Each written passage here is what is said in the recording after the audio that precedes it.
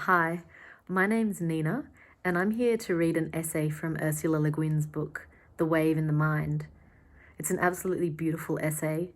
It deals with language and communication, the difference between machines and humans, and communicating with people who are far away versus people who are close by.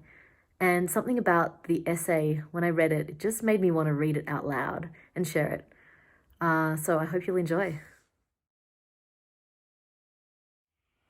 Models of communication. In this age of information and age of electronics, our ruling concept of communication is a mechanical model, which goes like this. Box A and Box B are connected by a tube. Box A contains a unit of information. Box A is the transmitter, the sender.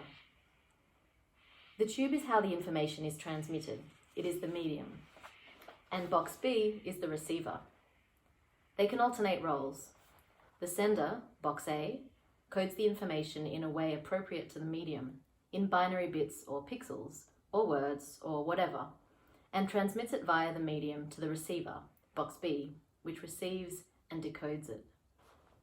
A and B can be thought of as machines, such as computers. They can also be thought of as minds, or one can be a machine and the other a mind. If A is a mind and B a computer, A may send B information, a message, via the medium of its program language. Let's say A sends the information to B to shut down. B receives the information and shuts down. Or let's say I send my computer a request for the date Easter falls on this year. This request requires the computer to respond, to take the role of Box A, which sends that information via its code and the medium of the monitor to me, who now take the role of Box B, the receiver. And so I go buy eggs or don't buy eggs, depending on the information I received. This is supposed to be the way language works.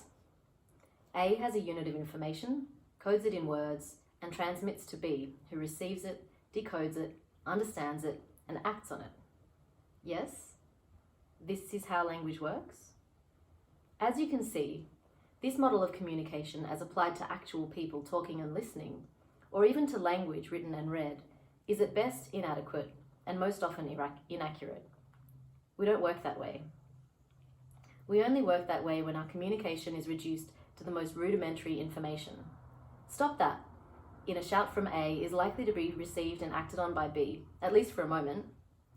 If A shouts, "The British are coming," the information may serve as information. A clear message with clear consequences concerning what to do next. But what if the information from A is, "I thought that dinner last night was pretty awful," or "Call me Ishmael," or "Coyote was going there"? Are those statements information? The medium is the speaking voice or the written word, but what is the code? What is A saying? B may or may not be able to decode or read those messages in a literal sense. But the meanings and implications and connotations they contain are so enormously complex and so utterly contingent that there's no one right way for B to decode or to understand them. Their meaning depends almost entirely on who A is, who B is, what their relationship is, what society they live in, their level of education, their relative status, and so on. They are full of meaning and of meanings, but they are not information. In such cases, in most cases of people actually talking to one another, human communication cannot be reduced to information. The message not only involves, it is a relationship between speaker and hearer. The medium in which the message is embedded is immensely complex, infinitely more than a code. It is a language, a function of a society, a culture in which the language or the speaker and the hearer are all embedded. Coyote was going there. Is the information being transmitted by this sentence? Does it say that an actual coyote went somewhere? Actually, no. The speaker is not talking about a coyote, and the hearer knows that. What would be the primary information obtained by a hearer who heard those words spoken in their original language and in the context where they might have been spoken? Probably something like, grandfather is going to tell us a story about coyote. Because coyote was going there is a cultural signal, like once upon a time, a ritual formula, the implications of which include the fact that a story is about to be told right here, right now, that it won't be a factual story, but will be myth or true story. In this case, a true story about Coyote. Not a coyote, but coyote. And Grandfather knows that we understand the signal and we understand what he's saying when he says Coyote was going there, because if he didn't expect us to at least partly understand it, he wouldn't or couldn't say it.